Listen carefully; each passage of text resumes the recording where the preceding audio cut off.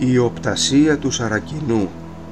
Ο Αμυράς, μουσουλμάνος ηγεμόνας της Συρίας, έστειλε κάποτε τον ανιψιό του στη Διόπολη για ορισμένες εργασίες. Στην πόλη αυτή ο ανιψιός συνάντησε ένα θαυμάσιο ναό του Αγίου Γεωργίου. Αμέσως πρόσταξε τους υπηρέτες του να μεταφέρουν τα πράγματα επάνω στα κατηχούμενα του ναού, όπου και καταστάθηκε ο ίδιος. Ύστερα είπε να βάλουν μέσα στο ναό και τις 12 καμήλες του, παρά τις διαμαρτυρίες και τις παρακλήσεις των ιερέων. Μόλις όμως οι καμήλες μπήκαν στην εκκλησία, έπεσαν στο έδαφος νεκρές, ενώ ο ανιψιός του Αμυρά έμεινε να θαυμάζει την ακαταμάχητη δύναμη του Αγίου Γεωργίου.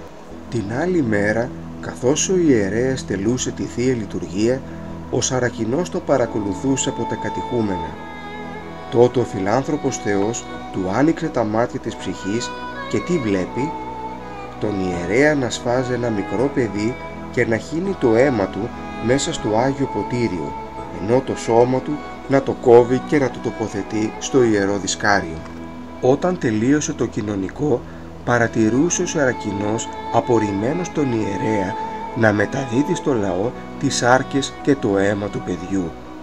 Μετά τη Θεία Λειτουργία πήρε ο ιερέας τα καλύτερα πρόσφορα και τα πήγε φιλοδόρημα στο Σαρακινό. «Τι είναι αυτά?» ρώτησε εκείνος.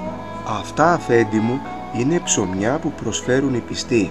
Με αυτά λειτουργούμε στην εκκλησία μας». «Από αυτά πήρες και λειτουργήσε σήμερα?»